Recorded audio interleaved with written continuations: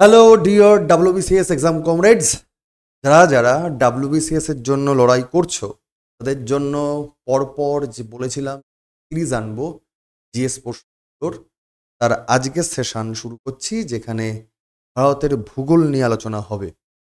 আমি আগেও তোমাদের বলেছি যে প্রতিটি বিষয়ে কিন্তু ডিটেল পরপর আসবে। রুটিন তোমাদের করে দেওয়া হয়েছিল, বিভিন্ন সোশ্যাল মাধ্যমে দেওয়া হয়েছে যে কোন দিনকে কি ক্লাস থাকছে। জেনারেলি সোমবার থাকছে অ্যানশিয়েন্ট হিস্ট্রি, মঙ্গলবার থাকছে ভূগোল, বুধবারে তোমার থাকছে মেডিভেল হিস্ট্রি, বৃহস্পতিবারে তোমার থাকছে ইন্ডিয়ান পলিটি, শুক্রবারে তোমার থাকছে ইকোনমি এবং শনিবার তোমার থাকছে ইন্ডিয়ান ইকোনমি বা অন্যান্য, আর তোমার রবিবার তোমার থাকছে এথিক্স, আর্ট অ্যান্ড কালচার। অর্থাৎ জিএস পোর্শনের বিস্তৃত অংশগুলো আমরা কিন্তু কনসেপচুয়ালি এগোবো এবং কোর লেভেলে ঢুকবো, যেটা ডাব্লিউবিসিএস এর জন্যই দরকার। তো সেই নিরিখেই আজকে আমরা যেটা পড়বো সেটা হচ্ছে ভারতের ভূগোলের গল্প। প্রথম ক্লাস হচ্ছে। প্রথম ক্লাস আমরা যদি একটু দেখে নিই যে আমাদের সিলেবাসে কি কি পড়তে লাগবে, তাহলে একটুখানি সিলেবাস যদি তুমি দেখো, সেটা হচ্ছে কি স্যার, জিওগ্রাফি থেকে ডাব্লিউবিসিএস এর জন্য এটা ডেসক্রিপটিভ ভার্সন পরবর্তীকালে আসুক না আসুক, তা চলছে যেভাবে চলছে। আমাদের যদি পড়তে হয় জিওগ্রাফির জন্য আমাদের সিলেবাসে যেটা পড়তে হবে, মূলত দেয়া থাকে সিলেবাসে ইন্ডিয়ান জিওগ্রাফি আর ওয়েস্ট বেঙ্গল জিওগ্রাফি। এটা সহজে সবাই বলে দেয় সিলেবাস, কিন্তু একটু তাকিয়ে খুটখাট করে দেখলে দেখা যাবে এই জিওগ্রাফি পোর্শনটাতে আমাদের একটু ফিজিক্যাল জিওগ্রাফি পড়তে হবে। ফিজিক্যাল জিওগ্রাফি বা ফিজিওগ্রাফি পড়তে হবে, বাংলা কথায় ফিজিওগ্রাফি। আর অর্থাৎ এর মধ্যে কিছুটা ওয়ার্ল্ড জিওগ্রাফির পোর্শন কনসেপচুয়ালি ঘুরিয়ে ফিরিয়ে আসে, সেটা লাগবে, কনসেপ্টের জায়গাগুলো লাগছে। তারপরে ইন্ডিয়ান জিওগ্রাফি, তারপরে ওয়েস্ট বেঙ্গল জিওগ্রাফি, কিন্তু তার আপডেশনটা কি হচ্ছে, তার বর্তমানে তার তার কি আউটপুট ইনপুট আসছে, তার জন্য আমাদের যেটা পড়তে লাগবে সেটা হচ্ছে ইকোনমিক জিওগ্রাফি, বা অনেক সময় বলা হয় হিউম্যান জিওগ্রাফি। এবার যেটা আমি মূলত বলে থাকার চেষ্টা করি যে কোনো জিওগ্রাফির সেশনের শুরুতেই বাচ্চাদেরকে, সেটা কি স্যার, সেটা হচ্ছে জিওগ্রাফি আমরা যে পড়বো সেটা পড়বো মূলত কিন্তু আর্থকে কেন্দ্র করে। অর্থাৎ আর্থ নামে কোনো একটা প্ল্যানেট রয়েছে, সেই প্ল্যানেটের আমরা পোস্টমর্টেম করব, একদম বডিকে পাট পাট পাট পাট করে কাটবো। এবং এই আর্থেরই তো একটা পার্ট আমাদের দেশ, তারপরে তারই তো একটা পার্ট আমাদের রাজ্য। সুতরাং কনসেপচুয়ালি পড়াটাই আমাদের উচিত। এবং আর্থকে যদি কাটাকাটি করি তখন দেখতে পাবো যে তিনটে অংশ পাই। একটা সলিড অংশ যাকে আমরা লিথোস্ফিয়ার বলতে পারি, অর্থাৎ স্থলমণ্ডল যাকে বলি, রক ব্যবস্থা, রক সিস্টেম, শিলামণ্ডল। আরেকটা তোমার হচ্ছে লিকুইড অংশ আছে, যাকে বলা হয় জলমণ্ডল বা হাইড্রোস্ফিয়ার বলতে পারো। আরেকটা তোমার যেটা লাগবে সেটা হচ্ছে বায়বীয় অংশ বা গ্যাসিয়াস পার্ট, যাকে আমরা বলি বায়ুমণ্ডল বা অ্যাটমসফিয়ার বলে থাকি। এবার সেটা তুমি এই ফিজিক্যাল জিওগ্রাফি বা ফিজিওগ্রাফি বা ওয়ার্ল্ড জিওগ্রাফির কনসেপ্টটা ভালো করে পড়ে নিতে পারলে তার ইম্প্যাক্ট ইন্ডিয়াতে কি, বা স্পেসিফিক্যালি ওয়েস্ট বেঙ্গলে কি, এবং তার আউটপুট কীভাবে ইকোনমিক বা হিউম্যান জগতে প্রভাব ফেলছে, এইরকমভাবে যদি তুমি ইন্টার রিলেটেডভাবে পড়াশোনা করো তাহলে কিন্তু ভূগোলটা মনে থাকে বা বুঝতে সুবিধা হয়। কারণ আমরা কেউ ভূগোলে অনার্সের লোক থাকতে পারে, মাস্টার্স হতে পারে, কেউ ইতিহাস হতে পারে, কেউ পলিটির লোক হতে পারে, কেউ সায়েন্স ব্যাকগ্রাউন্ড থেকে আসতে পারে। হোয়াট এভার, মাথা মধ্যে রাখতে হবে আমরা সিভিল সার্ভিস অফিসার হতে চাইছি। সুতরাং আমি যদি বিউরোক্রেটিক অ্যাপ্রোচ থেকে ভাবি, আমার কাজ ভূগোলের মাস্টার হওয়া নয়, আমার কাজ ভূগোলকে জীবনে কতখানি গুরুত্ব আছে তাকে উপলব্ধি করা। অর্থাৎ আমাদের বর্ডার্স পার্সপেক্টিভে ভাবতে হবে। তো সেই নিরিখে যদি পড়াশোনা করি তাহলে আমরা একদম কোর কনসেপ্টে ঢুকবো, ধীরে সুস্থে ঢুকছি। মন দিয়ে দেখো, যারা যারা প্রথমবারের জন্য ডাব্লিউবিসিএস মানে অ্যাসপিরেন্ট, যারা ডাব্লিউবিসিএসকে অ্যাসপায়ার করছো, তাদের জন্য তো খুব হেল্পফুলই, এবং যারা যারা কনসেপ্টে কোথাও না কোথাও আটকে আছো তাদের জন্য হেল্পফুল। তাই তোমরা কিন্তু অবশ্যই পুরা থেকে পুরোপুরি প্রতিটা জিনিস ধীরে সুস্থে করে ডেপথে চলে যাওয়া যায় জিনিসগুলো বোঝার চেষ্টা করো। যেমন যদি আজকের টপিকটা আমরা একটু দেখে নিই, যে আমরা এই আজকের টপিকে চর্চা করব, তাহলে স্যার আমরা ভারতের ভূগোল নিয়ে যদি পড়াশোনা করি একদম বেসিক থেকে ঢুকি, এবং যেটা একদম বাচ্চাবেলার টপিক, আমরা স্যার কি জানি? আমরা জানি যে পৃথিবীর উত্তর দিক এরকম জায়গায়, দক্ষিণ দিক এরকম জায়গায়, পূর্ব দিক এরকম জায়গায়, পশ্চিম দিক এরকম জায়গায়, এটা আমরা বেসিক জানি। পৃথিবীকে যদি আমি মাঝখান বরাবর চিরে দিই, তাহলে মাঝখানে যে রেখাটা পাই তাকে আমরা নিরক্ষরেখা বলি বা ইকুয়েটার লাইন বলি। এই করতে যদি আমরা উপর দিকে উঠি, তাহলে উপরের দিকের অংশটাকে আমরা বলবো উত্তর গোলার্ধ বা নর্দার্ন হেমিস্ফিয়ার, তলার দিকের অংশটাকে আমরা বলবো সাউদার্ন হেমিস্ফিয়ার বা দক্ষিণ গোলার্ধ। আবার নিরক্ষরেখা তো তোমার গোলার্ধে ভাগাভাগি করে দিল, উত্তর গোলার্ধ দক্ষিণ গোলার্ধ। যদি আমরা মূল মধ্যরেখাকে ভাগাভাগি করে নিই, তাহলে আমরা আবার পূর্ব গোলার্ধ পশ্চিম গোলার্ধ এই দুটো ভাগে ভাগ করতে পারি। তাহলে সেই নিরিখে যদি ভারতবর্ষের অবস্থান দেখি, তাহলে সবাই আমরা জানি যে এশিয়া মহাদেশের মধ্যে এই রকম জায়গায় অবস্থিত হচ্ছে ভারতবর্ষ। অর্থাৎ ভারতবর্ষের যদি বেসিক অবস্থান জিজ্ঞাসা করা হয়, যে উত্তর পূর্ব গোলার্ধের মধ্যে ভারতবর্ষ এশিয়া মহাদেশের একটি অংশ, বেসিক কনসেপ্ট। তাহলে এই যে ভারতবর্ষের আমরা অবস্থান নির্ণয় করব, তার উত্তর দিক, দক্ষিণ দিক, পূর্ব দিক, পশ্চিম দিক, তাহলে তার এই যে আমরা বললাম কি নিরক্ষরেখা এবং মূলমধ্যরেখার হিসাবে আমরা এই মেজারমেন্টটা করতে পারছি, অর্থাৎ অক্ষরেখার নিরিখে এটা করতে পারছি, তাই না বাবা? তো অক্ষরেখার নিরিখে যদি করতে চাই, তাহলে এই কনসেপ্টটা আমাদের নিতে হবে, বেসিক কনসেপ্ট। কি কনসেপ্ট? একটা হচ্ছে ল্যাটিটিউডিনাল লাইন,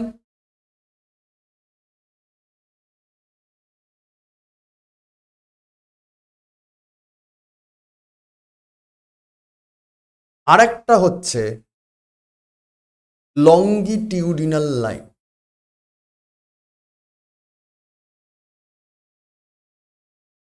পাতি বাংলায়, আচ্ছা নোটগুলো কিন্তু বাংলা মাধ্যম ইংরাজি মাধ্যম দুই মাধ্যমেই থাকবে, সুতরাং কারো কোনো সমস্যা হবে না। ডেসক্রিপশন বক্সে যে লিঙ্ক আছে টেলিগ্রাম গ্রুপের, সেখানে তোমাদের নোট আপলোড করে দেওয়া হয়। এনিওয়ে, ল্যাটিটিউডাল লাইন মানে কি? হিন্দিতে একটা শব্দ আছে লেট যাও, মানে শুয়ে পড়ো। মনে রাখবে যেটা আড়াআড়ি থাকে।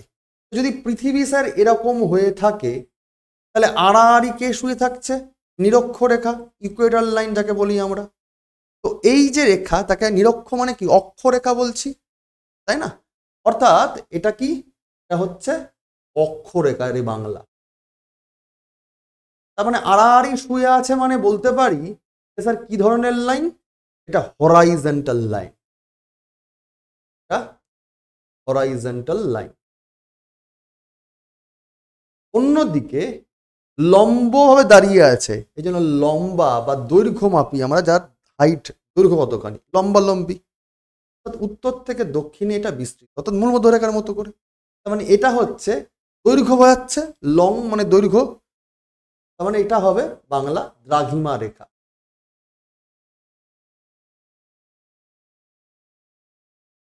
তার মানে এটা স্যার কি ধরনের লাইন? এটা ভার্টিক্যাল লাইন, লম্বা লম্বি দাঁড়িয়ে আছে স্যার, এটা ভার্টিক্যাল।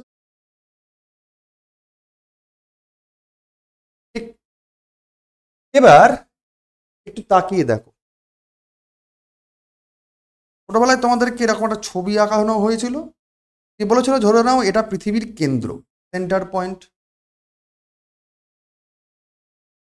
আবার বলা হয়েছিল ধরে নাও পৃথিবীটাকে আমি এরম ভাবে চিরে দিচ্ছি,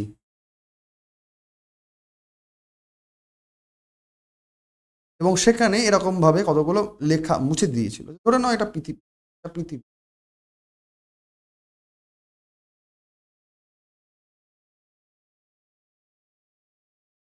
এবং বলেছিল এইরকম পৃথিবীর কেন্দ্রে যদি আড়াআড়ি ভাগাভাগি করা যায়, তাহলে এই মাঝ বরাবর যে রেখাটা, সে কোনো রকম কোণ বা অ্যাঙ্গেল উৎপন্ন করছে না, তাই জন্য এই রেখাটা হচ্ছে 0 ডিগ্রি। এরকম করে যদি ওপর দিকে যাই, তাহলে দেখা যাবে এই রেখাটা এখানে 1 ডিগ্রি কোণ তৈরি করছে, তারপরেরটা গেলে দেখা গেল যে 2 ডিগ্রি কোণ তৈরি করছে, তারপরে গেলে দেখা যাবে স্যার এটা 3 ডিগ্রি কোণ। এই করতে করতে 90 ডিগ্রিতে গিয়ে আমরা উত্তর মেরুতে 90 ডিগ্রি অ্যাঙ্গেল পাবো। এটা হচ্ছে অক্ষরেখার কনসেপ্ট। ঠিক, তাহলে এরকম ভাবে কতগুলো স্যার অক্ষরেখা থাকে? সিম্পল হিসাব, উপরে 90, তলায় 90, মাঝখানে জিরোকে তুমি দুবার কাউন্ট করছো, তার মানে 180 মাইনাস 1, 179টা অক্ষরেখা আছে। বেসিক হিসাব। তার মানে এই অক্ষরেখার মারফতে কি কনফার্মেশন পাচ্ছি আমরা? যে কোনো জায়গা সেটা পৃথিবীর উত্তর গোলার্ধে অবস্থিত না দক্ষিণ গোলার্ধে অবস্থিত, উত্তর গোলার্ধ না দক্ষিণ গোলার্ধ, এইটুকু আমরা কনফার্মেশন পেয়ে যাই লোকেশন। অন্যদিকে যদি ঠিক একই রকম ভাবে আরেকটা ছবি তুমি বাবা এঁকে নাও,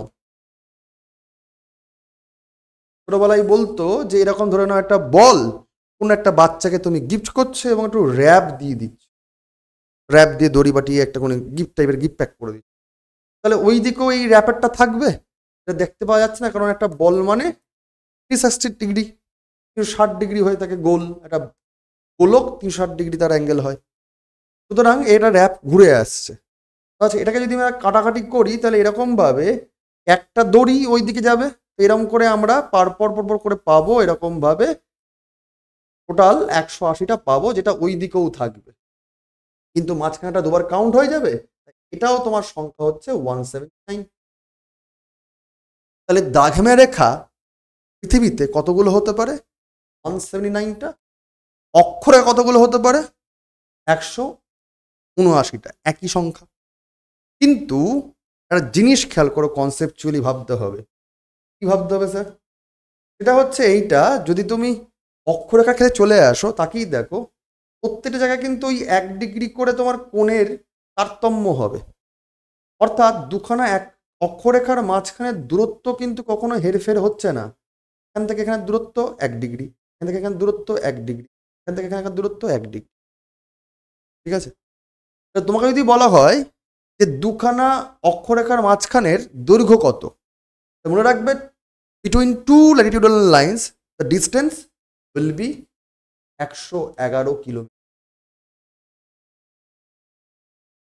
ঠিক আছে, প্রতিটা অক্ষরেখার মাঝখানে দূরত্ব সমান সমান, এটাও একটা সিদ্ধান্ত নিয়ে যেতে পারে যে দুখানা অক্ষরেখার মাঝখানে দূরত্ব অলওয়েজ সেম, এটা কিন্তু কনসেপ্টের জায়গা। আবার তুমি যদি এখানে চলে আসো, এখানে একটুখানি কনসেপ্ট পাল্টে যাবে। কি পাল্টাবে? এটা যদি স্যার উত্তর মেরু হয় আর এটা যদি দক্ষিণ মেরু হয়, তাকিয়ে দেখো, যদি তুমি এই জায়গাটাকে ধরে নাও আর এইখানকে ধরে নাও, ধরো তুমি এই দুটো দাগি মেরেকে তুমি ধরে নিচ্ছ, তুমি বলো কোন জায়গাটা ন্যারো। তুমি যদি মাঝ বরাবর জায়গায় আসো, তাহলে এই পয়েন্ট থেকে এই পয়েন্টের দূরত্ব কিন্তু সব থেকে দেখো বেশি, এই পয়েন্ট থেকে এই পয়েন্টের দূরত্ব সব থেকে এখানটা কি দূরত্ব বেশি। যত তুমি ওপরের দিকে বা তলার দিকে নামবে, অর্থাৎ মেরুর দিকে তুমি যাবে, তো তোমার দূরত্ব কমছে কমছে কমছে। তার মানে দুখানা দ্রাঘিমা রেখার মাঝখানে, দুখানা লঙ্গিটিউডাল লাইনের মাঝখানে দূরত্ব তার পজিশন অনুযায়ী চেঞ্জ হয়। তাহলে পোলার রিজিয়ানে সব থেকে কম, মেরু অঞ্চলে পোলার রিজিয়ানে দুখানা দ্রাঘিমা রেখার মাঝখানকার দূরত্ব সবচেয়ে কম, আর নেই বলে তখন বিন্দুতে পরিণত হয়ে যায়, তখন 0 কিলোমিটার হয়ে যায়। মেরু তো চলে আসছে, দৈর্ঘ্য নেই। কিন্তু সব থেকে বেশি কোথায় স্যার? এটা হচ্ছে মিনিমাম, দুখানা দাগিমা রেখার মাঝখানে দূরত্ব। কখন কোথায় স্যার ম্যাক্সিমাম কোথায় হবে? ম্যাক্সিমাম হবে স্যার মাঝখানের অঞ্চলটা। মাঝখানের অঞ্চল মানে স্যার কোনটা, কাকে কি বলি? নিরক্ষরেখা অঞ্চল বলি। তাহলে ইকুয়েটর লাইনে স্যার লঙ্গিটিউডাল লাইনের দূরত্ব সব থেকে বেশি হয়। কতখানি স্যার? দূরত্ব হয়ে থাকে 111.3 কিলোমিটার। তার মানে 0.3 কিন্তু হেরফের হয়ে যাচ্ছে। স্যার এইসব জিনিস আপনি বলছেন কেন? আপনি তো ভারতের ভূগোল বলবেন। এইগুলো বলছি তার কারণ হচ্ছে এখান থেকে কনসেপ্ট চলে আসছে। কনসেপ্ট স্যার, তোমরা যখন পৃথিবী পড়ো, পৃথিবী দেখতে কেমন তোমরা বলো? স্যার পৃথিবীর উত্তর দিকটা, দক্ষিণ দিকটা আর পূর্ব দিকটা আর পশ্চিম দিকটা যদি দেখি আমরা, তাহলে দেখবো উত্তর থেকে দক্ষিণ দিকের যা দূরত্ব আর পূর্ব থেকে পশ্চিম দিকের দূরত্ব প্রায় সমান নয়। কোনটা স্যার বেশি? উত্তর থেকে দক্ষিণের দূরত্বটা কম পূর্ব থেকে পশ্চিমের তুলনায়। ঠিক স্যার, এইটার দূরত্ব কত? উত্তর দক্ষিণের বিস্তৃতি কত স্যার?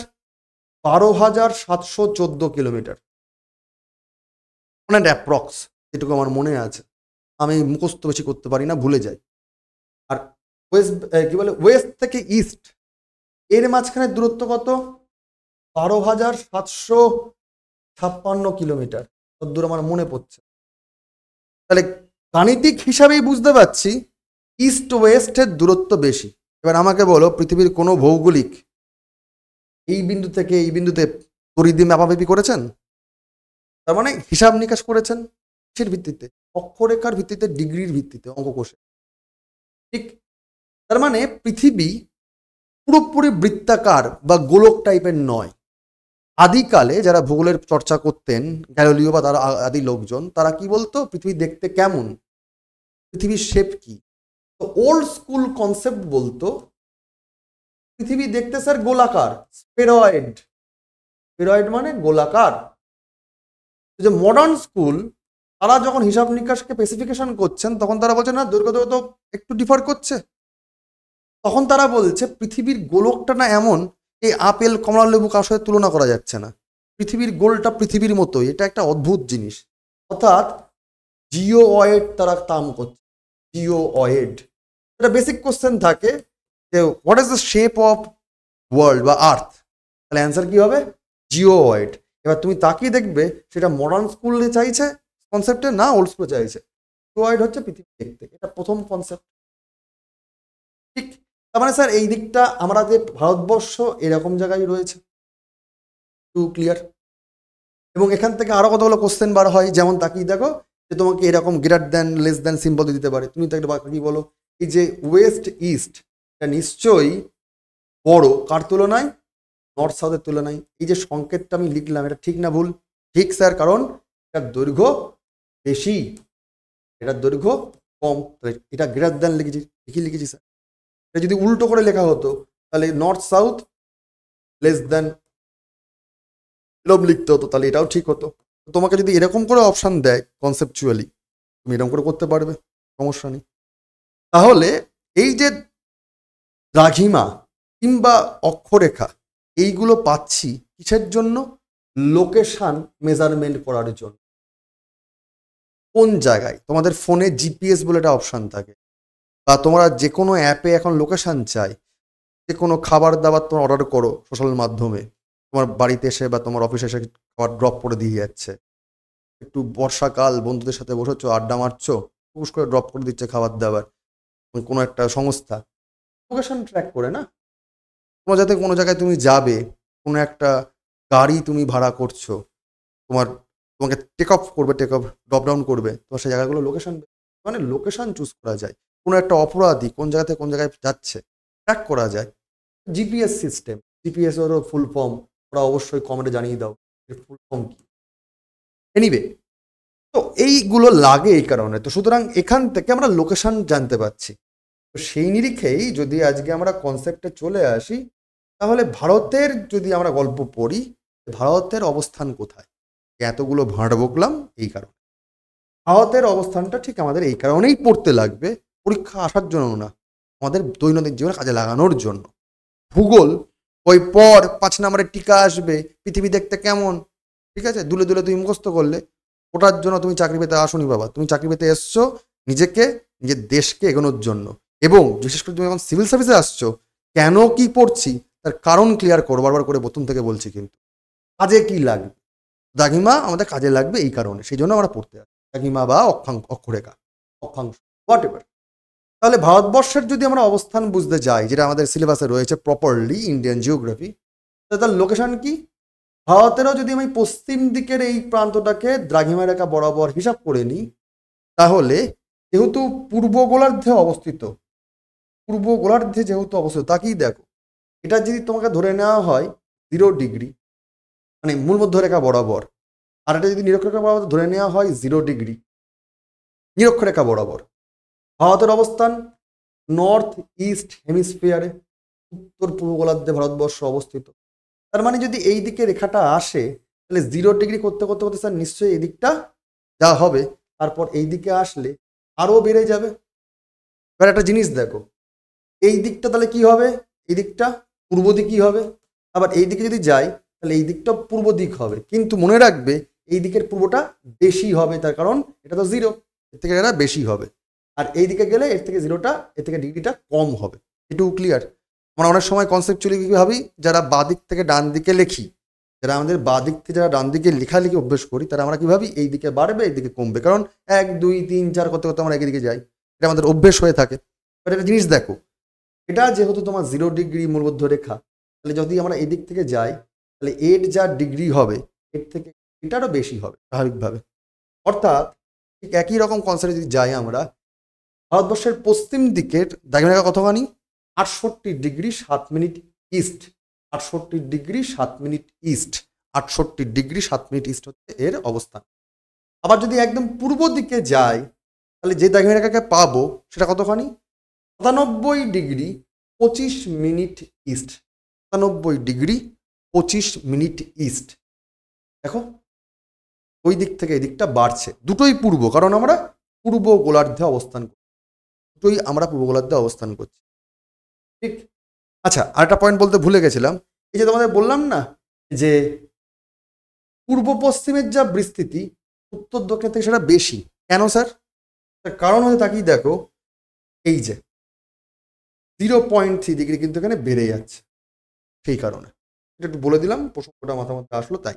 এনিওয়ে, তাহলে ভারতবর্ষের পশ্চিম দিককার দ্রাঘিমারেখা কতখানি, 68 ডিগ্রি 7 মিনিট পূর্ব, আর পূর্ব দিকে কতখানি, 97 ডিগ্রি 25 মিনিট পূর্ব।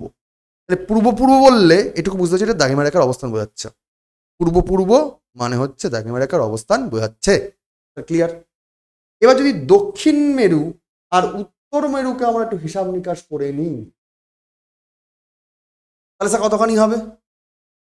ভারতবর্ষের যদি পলিটিক্যাল ম্যাপ ঘাটাঘাটি করা হয়, পলিটিক্যাল ম্যাপ, তাহলে জম্মু কাশ্মীরের একদম মাথা থেকে শুরু করে আমরা আন্দামান নিকোবর পর্যন্ত আমরা হিসাব নিকাশ করতে পারি।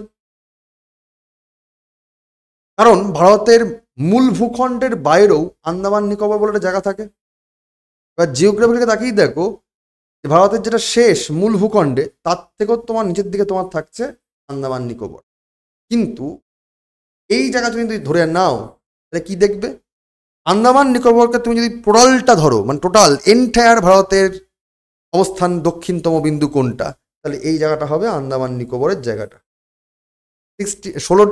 6 ডিগ্রি 45 মিনিট উত্তর। উত্তর কেন বলছেন? তলার দিকের জায়গা, দক্ষিণ হওয়া উচিত ছিল না স্যার। পুরো ভারতবর্ষটা স্যার উত্তর গোলার্ধে পূর্ব গোলার্ধে রয়েছে, উত্তর গোলার্ধে রয়েছে। তার মানে স্যার এটা যদি 0 ডিগ্রি হয়ে থাকে নিরক্ষরেখাটা, তাহলে এর থেকে যদি আমরা ওপর দিকে উঠি তাহলে 0 1 2 3 4 করতে করতে ওপর দিকে উঠছি, তারপরে না মাঝ বরাবর জায়গায় গিয়ে আমরা পাবো কাকে, 23.5 ডিগ্রি অক্ষরেখাকে, উত্তর অক্ষরেখা, আমরা কি বলি ট্রপিক অফ ক্যান্সার বা কর্কটক্রান্তি রেখা। সুতরাং ভারতবর্ষের দক্ষিণতম পয়েন্টটা কতখানি স্যার, 6 ডিগ্রি 45 মিনিট উত্তর। আর উত্তরতম অবস্থান কতখানি স্যার, 35 ডিগ্রি 6 মিনিট উত্তর। তাহলে মোটামুটি স্তরে হিসাব পাওয়া যায় ভারতবর্ষের উত্তর থেকে দক্ষিণতম অক্ষাংশ বরাবর বিস্তৃতি কতখানি। তখন তুমি বলবে 35 degree 6 minute minus 6 degree 45 minute, যেটা হবে সেটা অ্যান্সার। এটা উত্তর থেকে দক্ষিণের বিস্তৃতি। একই রকম ভাবে পূর্ব থেকে পশ্চিম বিস্তৃতি কতখানি, ওই 97 ডিগ্রি 25 মিনিট পূর্ব থেকে বাদ দাও 68 ডিগ্রি 7 মিনিট ইস্ট, যা হবে মাইনাস করে তাই হবে অ্যান্সার বিস্তৃতির দিক থেকে। আবার তোমাকে যদি বলা হয় মূল ভূখণ্ড বলুন, তাহলে তোমরা এটাও জানো ওপর দিকে উত্তর গোলার্ধে কিন্তু এই জম্মু কাশ্মীরে নিয়ে একটা ডিসপুট এরিয়া রয়েছে, পিওকে রিজিয়ন যাকে বলি আমরা। এই পয়েন্টটা যাকে আমরা ভারতের ধরে নিচ্ছি, সেই পয়েন্টটা হচ্ছে অ্যাকচুয়ালি 35 ডিগ্রি 39 মিনিট উত্তর। বর্তমানে যেটা রয়েছে, যেটা আমরা পলিটিক্যালি মানি সেটা 37 ডিগ্রি, এটাকে পরীক্ষা বেশি করে দেয়। যেটা জেনুইনলি রয়েছে বর্তমানে এখন আর্মির আন্ডারে কতখানি, 35 39 মিনিট। আর ভারতের মূল ভূখণ্ডের মধ্যে যেটা দক্ষিণতম পয়েন্ট, যেটাকে বলি আমরা কন্যাকুমারী, এটা কত ডিগ্রি স্যার? এটা হচ্ছে 8°4' এটা হচ্ছে জেনুইন এক্সপেনশন। তো আমরা অবস্থানটা মোটামুটি ডিগ্রিগুলো মনে রাখলাম, আমরা এগুলোকে মুখস্থ রাখবো বা মাথার মধ্যে রাখবো। এবার ছোটবেলার থেকে মানে এইগুলোও অন্যান্য বইতে পেয়ে থাকি, চর্চা করি, কঠিন লাগে না। কিন্তু উত্তম পয়েন্ট এর ডিটেল পড়াশোনা করা হয় না। পূর্বতম পয়েন্ট এর ডিটেল পড়াশোনা করা হয় না। পূর্ব পশ্চিমতম পয়েন্ট এর ডিটেল আলোচনা করা হয় না। দক্ষিণতম পয়েন্ট এর ডিটেল আলোচনা করা হয় না। আমি বলেছিলাম এই চ্যানেলে তোমরা হাটকে টপিক পাবে, তো হাটকে টপিক হাটকে রকমভাবেই পাবে, কারণ যেগুলো আলোচনা করা হয় না সেগুলোর আমরা কোর কনসেপ্ট নেব। স্যার, প্রাথমিকভাবে ভারতবর্ষের যদি আমরা এই উত্তর দক্ষিণ পূর্ব পশ্চিমের বিস্তৃতি দেখি, তাহলে আমরা এগুলো অলরেডি বললাম যে ইনক্লুডিং পিওকে ভারতবর্ষের উত্তর থেকে দক্ষিণ অংশ বিস্তৃতি হয়ে তোমার রয়েছে 8°4' থেকে 37°6' উত্তর, মানে এইখান থেকে পড়ে ফেলেছে। আবার যদি পশ্চিম দিকে যাওয়া যায়, পূর্ব পশ্চিমে বিস্তৃতি করা যায়, তাহলে স্যার 68°, মানে এরকম জায়গা থেকে, এখান থেকে এখানে দ্রাঘিমারেখা বরাবর, তাহলে 68°7' ইস্ট থেকে 97°। একটু আগে আমরা বড় ম্যাপে দেখলাম, এটাই তোমার এক্সটেনশন, ঠিক। আচ্ছা, আমি তোমাদের আগেই বলেছিলাম বাংলা ভাষা এবং ইংরেজি ভাষা দু ভাষাতে কিন্তু নোট থাকবে, তাই চিন্তা করো না, কি দেওয়া হবে নোটে।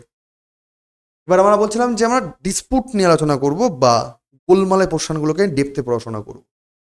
আমরা সবাই বলে থাকি যে ভারতের উত্তরতম পয়েন্টার নাম কি স্যার? আমরা বলে থাকি তার নাম হচ্ছে ইন্দিরা কোল। কোল মানে বলতে পারো কোল, কিন্তু এই কোল আসলে একটা ভ্যালির অঞ্চল। পাহাড়ের দুটো পাহাড়ের মাঝখানের যে ভ্যালিতে একদম যে মেন পয়েন্ট, যে জায়গাটাতে ডাউন থাকে, তাকেও কোল বলা হয়, COL, কল বলতে পারো ইংরেজিতেও, কল। ভারতের জন্য এরকম জায়গা উত্তরতম পয়েন্টটা কি? এটা হচ্ছে ইন্দিরা কোল, এই জায়গাটা উত্তরতম। এবার এই জিনিসগুলোকে নিয়ে আমরা আলোচনা করি। এই ইন্দিরা কোল, এটা উত্তরতম পয়েন্ট, এটার অবস্থান যদি তুমি দ্রাঘিমারেখা এবং অক্ষরেখা বরাবর নিয়ে যাও, তার অবস্থান হচ্ছে 35°39' উত্তর এবং 76°47' পূর্ব। এটা top notch point of Indian territory region, ঠিক আছে। কিন্তু তার গল্পটা কি? এই যে ইন্দিরা কোল, তার আশপাশ দিয়ে কারাকোরাম পাস পাওয়া যায়, তার আশপাশ দিয়ে তোমার সিয়ালা পাওয়া যায়, এর আশপাশ দিয়ে তোমরা বিয়াফন বলে একটা বড় সড়ো গ্লেসিয়ার এবং লা মানে পাস পাবে, ঠিক আছে। যারা সিয়াচেন গ্লেসিয়ার এরই পাশ দিয়ে তোমার রয়েছে, এরই পাশ দিয়ে তোমার আকসাই চীন দেখা যাচ্ছে, যেটা চায়না ক্যাপচার করে রেখে দিয়েছে, এরই পাশ দিয়ে তুমি পিওকে দেখতে পাচ্ছ, যেটা পাকিস্তান ক্যাপচার করে রেখে দিয়েছে, গিলগিট রিজিয়ন। তার মানে স্যার এখানে পলিটিক্যাল ইনফ্লুয়েন্স রয়েছে, এই জায়গাগুলোকে আমাদের পড়তে হবে। অর্থাৎ এরকম একটা ট্রাইঅ্যাঙ্গেল বেস জায়গা রয়েছে, এখানে ডিসপুট রিজিয়ন রয়েছে, যাকে আমরা ইন্দিরা কোল বলছি। কি তার পার্টিকুলার জায়গাটা, তার গল্পটা কি, আমাদেরকে একটু দেখতে হবে।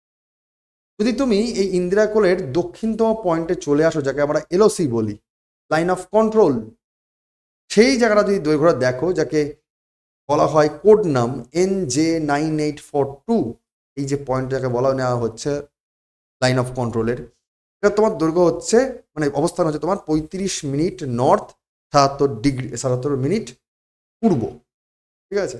এটা তোমার হচ্ছে অবস্থান। তার মানে ইন্দিরা কোলটাও এইটুকু জায়গা নয়, তোমাকে যদি বলা হয় বেলঘরিয়া, একটু জায়গা নয়, তার তো পয়েন্ট নয়। বেলঘরিয়ার মধ্যে তো জুম করলে রেলের এপার রেলের ওপার থাকবে, তাই না, গঙ্গার পাড়ের দিয়ে জায়গা থাকবে। তুমি যদি টুকুস করে চলে আসো কলকাতা, কলকাতা তো তোমার যতই তোমার জুম করে দেখানো হোক, কলকাতা তো আর একটুখানি জায়গা না, তারা তো আবার জুম করলে অনেকগুলো জায়গা দেখতে পাওয়া যাবে। এরকমই যদি ইন্দিরা কোলকে জুম করো, তাহলে এটার শুরু হচ্ছে 35°39' নর্থ, 76°47' পূর্ব থেকে 35' উত্তর, 77° চলছে গল্প। এবং মূলত এই জায়গাতেই কিন্তু এই গোলাগুলির গল্প চলে, লাইন অফ কন্ট্রোলে পাকিস্তান ইন্ডিয়ার যে ফায়ারিং হয় এই রেঞ্জে। ঠিক আছে, কি স্যার গল্পটা কি? এবার গল্পে চলে আসি, মূল তথ্যে চলে আসি। তার মানে তোমাদের বলেছিলাম এমন এমন তথ্য দেব যেগুলো ডেপথ বা কনসেপ্ট জেনে রাখা উচিত এবং পরীক্ষায় সেই কনসেপচুয়াল কোশ্চেন আসবে। আমি আবার বলছি, চিরাচরিত পদ্ধতিতে পড়াশোনা করো না, কারণ সিভিল সার্ভিস ডাইনামিক জায়গা থেকে কোশ্চেন আসতে পারে বা আসেও। ঠিক আছে, তো সিভিল সার্ভিসের মতো করেই পড়াশোনা করো কিংবা চর্চা করো। পড়াশোনা তো ওরম করে হয় না, চর্চা করতে করতে পড়াশোনা অটোমেটিক্যালি হয়। কি স্যার? সিয়াচেন গ্লেসিয়ার এবং দাবদার রেঞ্জ। এই যে আমরা ইন্দিরা কোল নিয়ে পড়াশোনা করছি, তার মধ্যে সিয়াচেন গ্লেসিয়ার রয়েছে এবং দাবদার রেঞ্জ রয়েছে। এটা একরকমভাবে বলতে পারো ট্রান্স হিমালয়ের রেঞ্জ। আমরা পড়ি না হিমালয়ের 4টে ভাগ, উত্তরতমটা হচ্ছে ট্রান্স হিমালয়, দাবদার রেঞ্জ পাই। India's northern most point Indira col is situated in the west from 3 kilometers of Sia Kangri. The summit has boundary of India, Pakistan and China. সিয়া কাংড়ি বলে একটা জায়গা আছে, জায়গার নাম কি? সিয়া কাংড়ি, সিয়া কাংড়ি বা সিয়া পাস। তুমি যদি এই ম্যাপটা দেখো তাহলে দেখবে এই রকম ভাবে এই রেঞ্জগুলো যাচ্ছে, এরকম ভাবে এই রেঞ্জগুলো যাচ্ছে। এই যে রেঞ্জ যাচ্ছে, যদি কালারটা একটু লাল কালিতে নিই, এরকম ভাবে তোমাদের এই রিজ যাচ্ছে, শৈলশিরা যাচ্ছে। তাহলে এই দিকের যে পাস তার নাম হচ্ছে সিয়া পাস বা সিয়া কাংড়ি। এই সিয়া কাংড়ি থেকে 3 কিলোমিটার তুমি পশ্চিমের দিকে যাও, সিয়া কাংড়ি থেকে তুমি পশ্চিমের দিকে 3 কিলোমিটার যাও, এই জায়গাটা পাবে, সেটা হচ্ছে ইন্দিরা কোল, অর্থাৎ এই জায়গাটা ইন্দিরা কোল, এই জায়গাটা পাবে। সিয়া কাংড়ি এখানে, তোমাকে এখান থেকে এখান দিয়ে যেতে হবে। সিয়া কাংড়ি, সিয়াচেন গ্লেসিয়ার এগুলো সব কানেক্ট। ঠিক আছে, এই যে সিয়া কাংড়ি রিজিয়ান, এটা আসলে 3খানা জায়গার বাউন্ডারি, 1 ইন্ডিয়া, 2 পাকিস্তান এবং চায়না, 3টে জায়গার boundary. Indira col in India, ভারতবর্ষের মধ্যে Indira col is situated at an approximate altitude of 5764 metres. অর্থাৎ এই ইন্দিরা কোলের উচ্চতা কত? আজ পর্যন্ত তোমাদের জিজ্ঞাসা করেছে যে উত্তরতম মেরুর নাম বলো। ছোটখাটো যে কোনো পরীক্ষায় কোশ্চেনটা আসে, ভারতের উত্তরতম মেরু অঞ্চলটার নাম কি, উত্তরতম স্থানটার নাম কি, নর্দার্ন পয়েন্টটার নাম কি, তখন তোমরা বলে দিয়েছো এক কথায় ইন্দিরা পয়েন্ট। ভালো করে ভাবো, যদি বলা হয় ইন্দিরা পয়েন্টের উচ্চতা কত, ওটা তো পাহাড়ি রেঞ্জের মধ্যেই পড়ছে, মাউন্টেন রেঞ্জের মধ্যে পড়ছে, উচ্চতা কত মনে রাখতে হবে, 5764 হচ্ছে এর উচ্চতা। ঠিক আছে, এবং বা ফুটে যদি হিসাব করো তাহলে 18,911 হচ্ছে foot. This place is located in the Karakoram range. তাহলে এই পার্টিকুলার জায়গাটা কারাকোরাম রেঞ্জের মধ্যে অন্তর্গত। দেয়ার আর 2 কলস। এবার এখানে দেখো আরো প্যাচ আসছে, ইন্দিরা কোল শুধুমাত্র একটা কোলই রয়েছে তা কিন্তু নয়, এখানে আসলে 2খানা কোল রয়েছে, 2খানা উপত্যকা রয়েছে। One which is on the eastern side and another is the western side. একটুকে বললাম 3 কিলোমিটার পশ্চিম দিকে। তার মানে এই যদি তুমি ধরে নাও পাহাড়ি ভ্যালিটা এরকম ভাবে রয়েছে, তাহলে ভ্যালির ক্ষেত্রে তাকিয়ে দেখো এরকম একটা পয়েন্ট, এরকম একটা পয়েন্ট হবে না মাঝখানে, তুমি কোল বলছো, এই দিকের আর এই দিকের মানে পূর্ব দিক আর পশ্চিম 2খানা পয়েন্ট থাকছে। এই 2খানা পয়েন্টকে 2খানা কোল বলা হচ্ছে, একটা ইস্টার্ন সাইডে আর একটা ওয়েস্টার্ন সাইডে রয়েছে। Eastern col is named Indira col. পূর্ব দিকের যে অংশ তাকে বলা হচ্ছে ইন্দিরা কোল। এই নামটা কে দিচ্ছেন? Bullock Walkman. নামটা ইম্পর্টেন্ট, নামটা কে দিচ্ছেন? Bullock Walkman. আমি আবার বলছি, এই যে পিপিটি গুলো তোমরা দেখতে পাচ্ছ, তা চিরাচরিত পিপিটি মতো করে নয়। আমি তোমাদের নোট যদি দিতে পারি, যে তুমি ক্লাস করো এবং তুমি নোট পড়ো, যে তোমাদের বাইরে কোনো সোর্স আর না লাগে। অর্থাৎ পেইড ব্যাচ যেভাবে পড়ানো হয় তার থেকে হয়তো অনেক ডেপথে পড়ানো হচ্ছে। সুতরাং ক্লাসগুলোকে ভাই মন দিয়ে দেখো, এটাই পার্থক্য হবে এই ক্লাসগুলোর। ঠিক, তাহলে ইন্দিরা কোল নামটাকে করছেন বুলক ওয়াকম্যান। কত সালে করছেন? 1912 সালে এই নামকরণটা তিনি করছেন। He named Indira col after one of the names of goddess Lakshmi. Indira col নামটা শুনলেই ইন্দিরা গান্ধীর নাম মনে পড়ে যায় স্বাভাবিকভাবে অনেকের, ভারতবর্ষের প্রাক্তন প্রধানমন্ত্রী, কিন্তু তার নামের সাথে কিন্তু কোনো রকম ভাবেই জেনে রেখে দিও এর সম্পর্ক নেই। এই সম্পর্কটা হচ্ছে ইন্দিরা বলতে যার অপর নাম দেবী লক্ষ্মীর, সেই কারণেই এর নামটা প্রাথমিকভাবে এসছে জায়গার নাম। তো কে নামকরণ করছেন? ব্লক ওয়াকম্যান 1912, অর্থাৎ যে বছর রাজধানী পাল্টে যাচ্ছিল। মনে করে দেখো, যদি এইরকম ভাবে জিএস ক্যারেক্টারই করতে হবে, 1912 সালে কলকাতা থেকে দিল্লিতে রাজধানী পুরোপুরি শিফট হয়ে যাচ্ছে, তোমরা ইতিহাসে পড়েছো। তাহলে সেই বছরই ভারতের উত্তরতম বিন্দুর নাম হয়ে যাচ্ছে ইন্দিরা কোল, যেটা ইস্টার্ন সাইডে রয়েছে। মানে কারাকোরাম রেঞ্জের এই যে এখানটায় দুখানা কোল আছে, যে কোলটা একটা পূর্ব দিকে একটা পশ্চিম দিকে, আর এই পূর্ব দিকের কোলটা যেটা আমাদের পাটের মধ্যে পড়ে যাচ্ছে, যাকে আমরা বলছি ইন্দিরা কোল, সেই ইন্দিরা কোলের নামকরণ করছেন ব্লক ওয়াকম্যান। কত সালে? 1912 সালে। Clear sir? এই জায়গা ক্লিয়ার? আমি আবার বলছি, সব বাংলা নোটও আছে, আমি বাংলা ভাষায় বোঝাচ্ছি, ইংরাজি বাংলা দুটো নোটই রয়েছে। এবার যদি চলে আসি আরো কতগুলো তথ্যে, স্যার এই ইন্দিরা কোলের গল্পগুলো একটু বলুন স্যার, কি গল্প, কি লাগবে স্যার জানতে? Colonel Narendra Bull Kumar, in the name of mountaineer who reached the west Indira col in the year 1981। তাহলে 1912 সালে, 1912 সালে ব্লক ওয়াকম্যান তিনি ইস্টার্ন কোলে যাচ্ছেন, এবং ব্লক ওয়াকম্যান তিনি 1912 সালে ইস্টার্ন কোল, বলছিল না দুটো কোল রয়েছে, একটা ইস্টার্ন সাইডে আর একটা ওয়েস্টার্ন সাইডে। ব্লক ওয়াকম্যান তিনি ইস্টার্ন সাইডে যাচ্ছেন এবং যার নামকরণ করছেন ইন্দিরা কোল দেবী লক্ষ্মীর নাম অনুসারে। 1912 সালে জায়গায় যাচ্ছেন।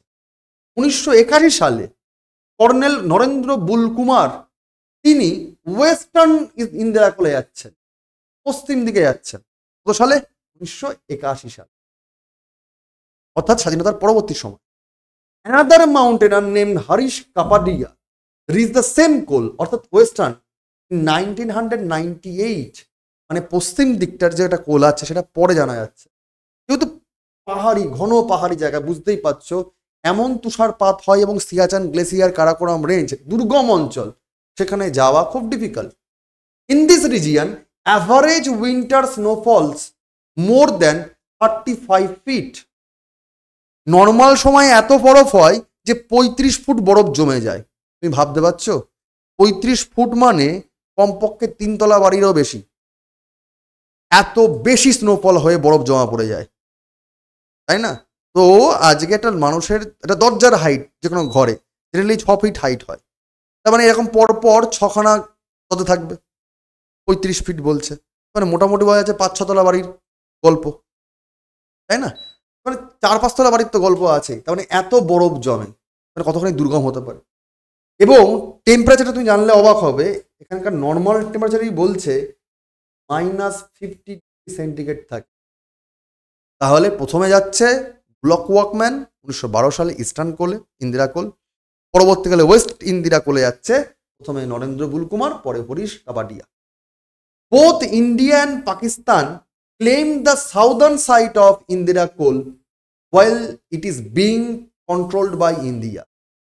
মজার ব্যাপার, তুমি যদি মেন আমাদের ম্যাপটা দেখো, এই যে লাইন অফ কন্ট্রোল যাকে বলা হচ্ছে, অর্থাৎ ইন্দিরা কোলের যে দক্ষিণতম অংশ, এটা পাকিস্তান দাবি করছে, যেটা ইন্ডিয়া আরো অপর দিকে রয়েছে, এই পুরো জায়গাটাই আমাদের, এটা তলার দিকটা দাবি করছে।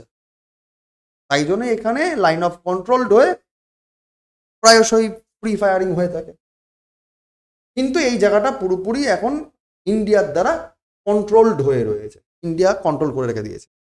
আবার নর্দার্ন পার্টের যদি গল্পে আসো, উত্তরের দিকে ইন্দিরা কোলের, তাহলে সেখানে একটা ট্র্যাক্ট আছে। ট্র্যাক্ট মানে খাঁজ, খাদ, ট্রান্স কারাকোরাম খাদ রয়েছে। এই খাদটাতে আবার ক্যাপচার করার জন্য 3জনই দাবি করে, ইন্ডিয়া, পাকিস্তান, চায়না, 3জন দাবি করে, মানে উত্তর দিকটা 3জনই দাবি করে, কিন্তু সেখানে আবার কন্ট্রোল রেখে দিয়েছে কে? চায়না, উত্তর অংশটা।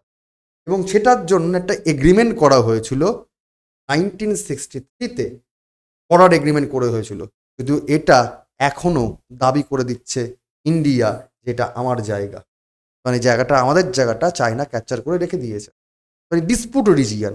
অর্থাৎ ইন্দিরা কোলটাকে যদি একটু ডিটেলে পড়া যায়, তাহলে এই ইন্দিরা কোল নিয়েই অনেক চব্য রয়েছে। যে ইন্দিরা কোলকে আমরা বলে থাকি উত্তরতম পয়েন্ট, সেখানে আন্তর্জাতিক চাপ রয়েছে সীমানা ভাগাভাগি করা নিয়ে। সেখানে দৈনন্দিন প্রতিদিন দেশের যারা আর্মি প্রতিনিয়ত কষ্ট করে জায়গাটাকে ধরে রাখছে, তোমরা তাহলে বুঝতে চাও তাদেরকে আমরা কেন বিগ স্যালুট, কত কষ্ট করে। আমরা তো আরামে শুধুমাত্র সিভিল সার্ভিস করার চেষ্টা করি। তাহলে অনেক সহজ লড়াই হচ্ছে পড়াশোনা করে সমাজকে ঠিক করা। আসল লড়াই তো তারা লড়ছেন এরকম 50-ডিগ্রি সেন্টিগ্রেডে তারা ঠান্ডার মধ্যে তারা দেশের জন্য লড়াই করছে। তাহলে ভাই ঠিকঠাকভাবে পড়াশোনা করে জায়গাটা কিভাবে পড়তে হবে, ঠিক আছে। এছাড়া যদি আমরা অন্যান্য গল্পগুলোকে জানার চেষ্টা, তাহলে স্যার এই যে ইন্দিরা কোল বলছি, একটা ইস্টের দিক, একটা ওয়েস্টের দিক, এবং এর উত্তর দিকে জায়গা আছে, দক্ষিণ দিকে জায়গা আছে। তাহলে এই ইন্দিরা কোলে মানুষ যখন হাঁটাহাঁটি করবে তখন নিশ্চয়ই কোনো পাহাড়ের ওপর দিয়ে হাঁটাহাঁটি করবে। আর পাহাড়ের যে শিরদাঁড়া টাইপের জায়গা হয় তাকে কি বলি আমরা? শৈলশিরা বলি বা রিজ বলি। তাহলে ইন্দিরা কোল টু ইন্দিরা কোলের যে রিজ তাকে কি বলবো স্যার? ইন্দিরা রিজ বা শৈলশিরা। এই ইন্দিরা রিজ নিয়ে একটু পড়াশোনা যদি জিওগ্রাফিক্যালি দেখতে চাই, তাহলে স্যার এইটা হচ্ছে ইন্দিরা রিজ, যে রিজে বেশ কিছু পয়েন্ট বা লোকেশন রয়েছে। কি একদম ওয়েস্টে দিকে দেখতে পাবো সিয়া কাংড়ি বা সিয়ালা, সিয়াচেন যেখান থেকে আসছে গ্লেসিয়ার, যা হাইস্ট ব্যাটেলফিল্ড ওয়ার্ল্ডের, সিয়া কাংড়ি রিজিয়ন। তারই পরে পাবো আমরা ইস্টের দিকে গেলে ইন্দিরা কোল ওয়েস্ট, মানে একদম ইস্টের দিকে, ওয়েস্টের দিকে হচ্ছে সিয়া কাংড়ি। তার থেকে একটু ইস্টের দিকে আসলে ইন্দিরা কোল ওয়েস্ট রিজিয়ন পাচ্ছি। তারপরে আমরা পাচ্ছি ইন্ডিয়া স্যাডেল রিজিয়ন, খুব ইম্পর্টেন্ট। তারপরে আমরা পাবো ইন্দিরা কোল ইস্ট রিজিয়ন। তাহলে একটা জিনিস কনফার্ম, ইন্দিরা কোল ওয়েস্ট আর ইন্দিরা কোল ইস্ট মাঝখানে কে অবস্থিত? স্যাডেল। তোমরা স্যাডেল পিকের নাম শোনো, আন্দামান নিকোবরের হাইস্ট পিক। তাকিয়ে দেখো বাবা, আমি কিন্তু কনসেপ্টে অনেক করে জায়গায় ঢুকে গেছি। জেনারেলি ইন্ট্রোডাকশন ক্লাসে লোকজন এত কথা বলে না, দক্ষিণ পূর্ব পশ্চিম বলে দেয়, কত কত নেইবার কান্ট্রি সেগুলো বলে দেয়। তো গল্পগুলোর মধ্যে আমরা এরকমভাবে করে ঢুকবো, এই জন্যই এটা WBCS এর জন্য ডেডিকেটেড চ্যানেল। ঠিক, যাই হোক, তাহলে সিয়া কাংড়ি, তার ইস্টের দিকে স্যার ইন্দিরা কোল ওয়েস্ট, তার ইস্টের দিকে স্যার ইন্দিরা স্যাডেল, তার ইস্টের দিকে স্যার ইন্দিরা কোল ইস্ট। আরও যদি একটু ইস্টের দিকে আসি তাহলে দেখতে পাবো, মানে যদি উত্তরের দিকে যাই একটুখানি, তাহলে দেখতে পাবো তুর্কস্তান লা রয়েছে। তুর্কস্তান লা বা তুর্কিস্তান লা মানে পাস। আর যদি একটু নর্থ ইস্টের দিকে ঘুরি, মানে এরকম কোনাকুনি জায়গায় যদি দেখতে পাই, তুর্কিস্তান লা ইস্টের দিকে দেখতে পাবো। মানে ওই একই নাম, তুর্কিস্তান লা, নর্দার্ন সাইড, একটা ইস্টার্ন সাইড, দুখানা পাস বেরিয়ে যাচ্ছে। ঠিক আছে, তাহলে এইখানের মধ্যে আমাদের ইম্পর্টেন্ট পয়েন্টটা কি? আমরা তো ইন্দিরা কোল ওয়েস্ট ইস্ট নিয়ে আগেই পড়েছি, ইন্দিরা স্যাডেলটা নিয়ে পড়তে হবে, জায়গাটা জানতে হবে। কি জানবো? চলো একটু বাংলা ভার্সনটা দেখে নিই আমরা। মানে ভাববে বাংলা ভার্সনের লোকজন, বাংলা তো নোট নেই, বলছি বারবার করে দুটোই আছে বাবা, চাপ নিস না। ইন্দিরা কোল পশ্চিম এবং ইন্দিরা কোল পূর্বের মাঝখানে ইন্ডিয়া স্যাডেল অবস্থিত। আগেই বললাম ইন্দিরা কোল ওয়েস্ট আর ইন্দিরা কোল ইস্ট, এর মাঝখানে between the Indira col and west, Indira col east, India saddle is located. This area can also be marked between the Siachen Glacier to the south and the Udrok Glacier. এটা পরীক্ষায় question দেয়। তোমরা বলো sir এমন অদ্ভুত অদ্ভুত নাম দেয় না মেন্স লেভেলে বা প্রিলিমস লেভেলে, বুঝতে পারি না কোত্থেকে কোশ্চেন দেয়। কনসেপ্ট ঠিকঠাক করে পড়ো না। উদ্রক glacier towards the northern side in the Shaksgam of the trans Karakoram range বা ট্র্যাক্ট। এই ট্রান্স কারাকোরামের যে খাঁজ, সেখানে জায়গাটার নাম হচ্ছে শাক্সগাম। শাক্সগামের যদি উত্তর দিকে চলে যাওয়া যায় তাহলে জায়গাটার নাম পাবো আমরা উদ্রক গ্লেসিয়ার। যে কোনো ঠিকঠাক বইতে লেখা থাকে যে উদ্রক গ্লেসিয়ারের উত্তরের পোর্শনটা হচ্ছে ইন্দিরা কোল, এরকম লেখা থাকে। ঠিক আছে, প্রপারলি জানতে গেলে বলা যেতে পারে এই জায়গাটা হচ্ছে অ্যাকচুয়ালি ইন্দিরা স্যাডেল। ঠিক আছে, তাহলে সিয়াচেন গ্লেসিয়ার আর উদ্যোগ গ্লেসিয়ার, তাকিয়ে দেখো সিয়াচেন গ্লেসিয়ার আর উদ্যোগ গ্লেসিয়ার এর মাঝখানের যে পয়েন্ট স্যাডেল বলছি। তার মানে একই রকম ভাবে এরই ডান দিক বা দিকে তোমার রয়েছে ইন্দিরা কোল ইস্ট আর Indira col west. Clear? This is the vast watershed between the Indus River basin and the Tarim basin. Tarim river system আর ইন্দাস বা সিন্ধু নদের উপকূলবর্তী অঞ্চল, অববাহিকা অঞ্চল, এ দুটোর মাঝখানে যে অংশ, মানে দুই দিক থেকে দুটো রিভার সিস্টেম গেছে, এক Indas river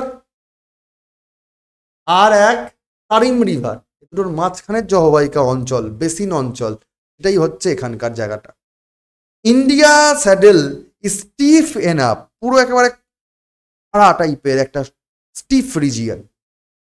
Travelers and army troopers pay extra care while descending north from the Kol to the Udrog glacier. যারা আর কি এখানে যান, পর্যটক বা যারা বিশেষ করে সেনাবাহিনী, এগুলো তো সব কোর জায়গা, যারা সেনাবাহিনী তারা এই উদ্রক হিমবাহে নামার সময় অতিরিক্ত সতর্কতা অবলম্বন করেন, কারণ যথেষ্ট এখানে খাড়া, কারণ ঢাল, ভ্যালি রিজিয়ান, এরকম খাড়া রিজিয়ান বুঝতে পারছো, কারণ কারাকোরাম রেঞ্জ ট্র্যাক্ট রিজিয়ান, স্বাভাবিকভাবেই কারাকোরাম ট্র্যাক্টের এই সাসগাম রিজিয়ানটা ডিপ হাই রয়েছে এখানে, প্লাস বরফের চাই রয়েছে, গ্লেসিয়ার রয়েছে, স্কিট করতেই পারে। ঠিক, আমরা এতক্ষণ পড়ছিলাম northern point, Indira point, Indira col, sorry. এবার আমরা সাউদার্ন পয়েন্ট পড়বো, দক্ষিণতম পয়েন্ট ভারতবর্ষের মূল ভূখণ্ডের বাইরে। এটা কি? এটা হচ্ছে ইন্দিরা পয়েন্ট, একই নাম, আগেরটা পড়েছে ইন্দিরা কোল, এটা হচ্ছে Indira point. Southern most point, southern point of India, এটা গ্রেট নিকোবরে রয়েছে।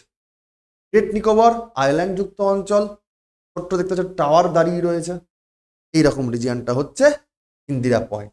কি স্যার এর গল্প ডিটেল বলবেন? হ্যাঁ, চাপ নেই স্যার। আন্দামান নিকোবর তার ডিটেল তো পড়াবো যখন উপকূল অঞ্চল বা আইল্যান্ড রিজিয়ন পড়াবো। আমরা যেটা পড়বো এখন, যে এই যে দেখতে পাচ্ছ great Nicobar region, great Nicobar region, শুধু ম্যাপটাকেই ভালো করে দেখো। গ্রেট নিকোবর রিজিয়নটার দেখো উত্তরের দিকে ক্যাম্বেল বে ন্যাশনাল পার্ক রয়েছে। ন্যাশনাল পার্ক যখন আবার পড়াবো তখন সেগুলো ডিটেল নিয়ে আবার আলোচনা করব। আমি জাস্ট অবস্থানগুলো লোকেট করার চেষ্টা করছি। গ্রেট নিকোবরের ওপর দিকটা ক্যাম্বেল বে ন্যাশনাল পার্ক, তার তলায় গালাথিয়া ন্যাশনাল পার্ক, এগুলো তোমরা নাম শোনো। এই তলার দিকে আস্তে আস্তে যখন তুমি দক্ষিণতম পয়েন্ট পেরিয়ে চলে যাবে, তাহলে তোমার চলে আসছে কি ইন্ডিয়ান ওশান সাগরটা, ইন্ডিয়ান মহাসাগর ওশান আসছে। তাহলে এরই যে দক্ষিণতম একদম যে এই পয়েন্টটা, সেটা তোমার হচ্ছে Indira point, southern most point Indira point, ইন্ডিয়ার দক্ষিণতম পয়েন্ট। কি জিনিস sir? Indira point situated in Campbell bay, Campbell bay bay, Campbell bay on great Nicobar island.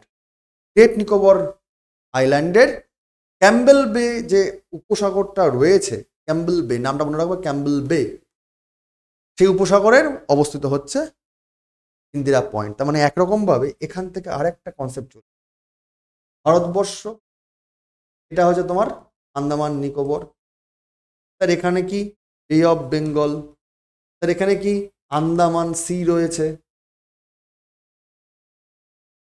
তলার দিকে স্যার কি ভারত মহাসাগর রয়েছে, ইন্ডিয়ান ওশান।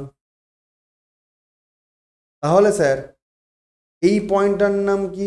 ওনার নাম বলছি আমরা ইন্দিরা পয়েন্ট।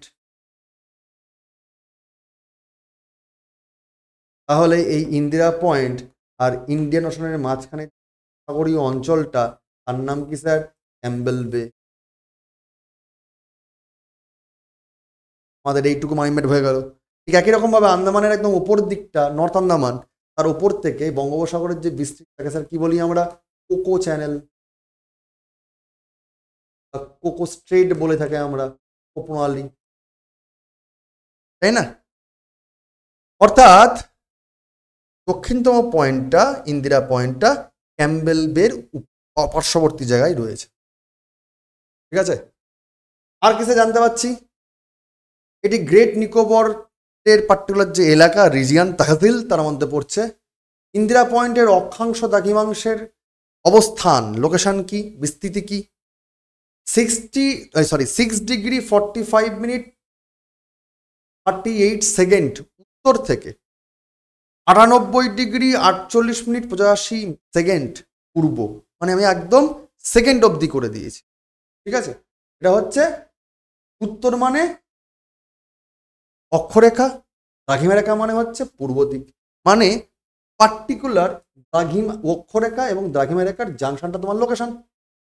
তাহলে 6 ডিগ্রি 45 মিনিট 38 সেকেন্ড উত্তর এবং 93 ডিগ্রি 48 মিনিট 85 সেকেন্ড পূর্ব, এই পয়েন্টটা হচ্ছে এর পার্টিকুলার লোকেশন। ভারতের প্রধানমন্ত্রী থাকাকালীন ইন্দিরা গান্ধী এই স্থানটিতে গেছিলেন এবং তখনই তার নাম অনুযায়ী জায়গার নামকরণ করা হয় ইন্দিরা পয়েন্ট।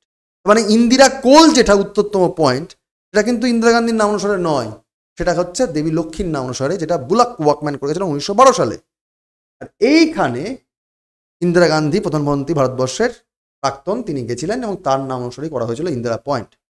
এর একটা অপর নাম আছে, তার নাম কি? পিগমিলিয়ন পয়েন্ট। পিগমিলিয়ন। ভারতের যে ইউনিয়ন, অর্থাৎ ভারততম দেশ, তার দক্ষিণতম বিন্দুই এটা।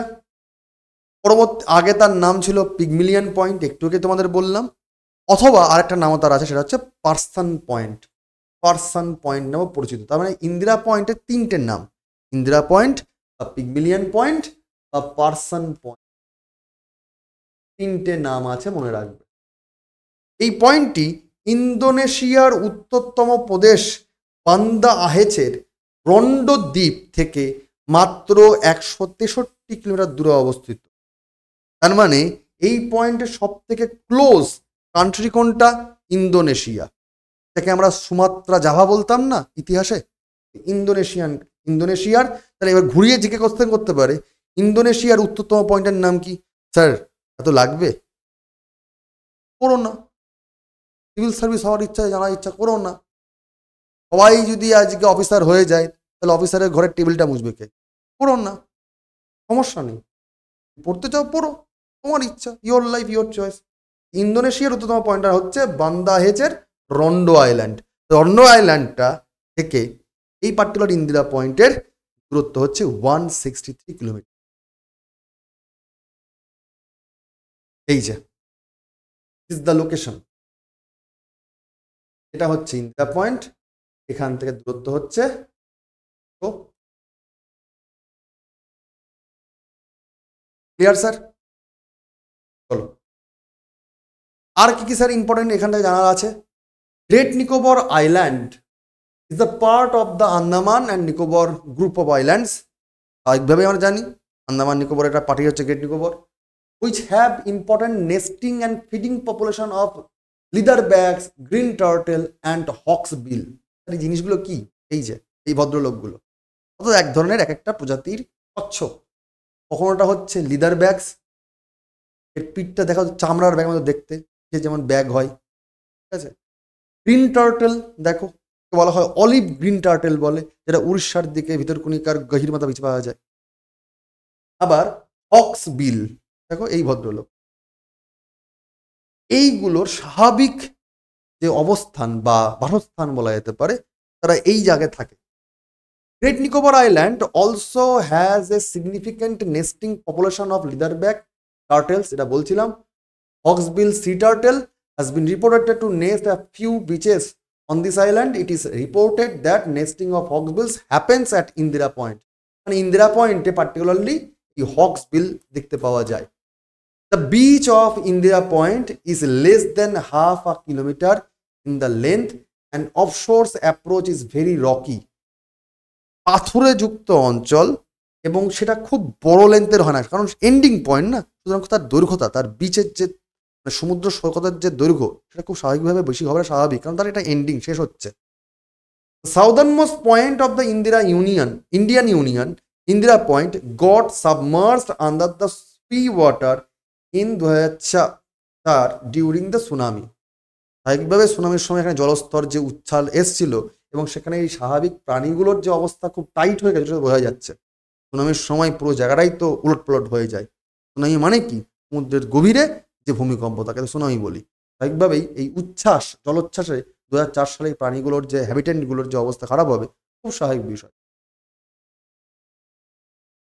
এছাড়া the light house at Indira point is the southern most tip of the great Nicobar island. এইখানে একটা লাইট হাউস আছে এবং এইটাই হচ্ছে তোমার দক্ষিণতম যে পয়েন্ট তার একটা ইন্ডিকেশন, ভাই ভারতবর্ষের শেষ এখানটা। লাইট হাউস দিয়ে দেওয়া হয়েছে, the last indicator which has high ground before the earthquake is now under water indicating a land subsequence about 3 to 4 metre. ঠিক আছে, তার মানে এখন এই সুনামির পর এটা অনেকটা জলের তলায় চলে গেছে এবং মোটামুটি 3-4 মিটার তার হাইট ঢুকে গেছে। Also 16 to 20 families living near the Indira point light house, এই লাইট হাউসের আশপাশ দিয়ে বেশি পরিবার নয়, 16 থেকে 20খানা পরিবার মতো বসবাস করে। 4 scientists studying leatherback sea turtles were lost in 2004 tsunami. বেশ কিছু বিজ্ঞানী কাজকর্ম করছেন লিদার সি টার্টলকে নিয়ে এবং তারা বলছেন এখান থেকে লিদারবেক সি টার্টল পুরোপুরি উবে গেছে, আন্দামান নিকোবর অন্য জায়গায় চাষেও গেছে, কিন্তু এই ইন্দিরা পয়েন্ট থেকে সুনামির চোখ করে একটা কচ্ছপের জাত উবে গেছে পুরো। লেদারব্যাক সি টার্টল এটা পুরো গায়েব, এখন আর নেই, সুনামির প্রভাব পড়েছে স্যার।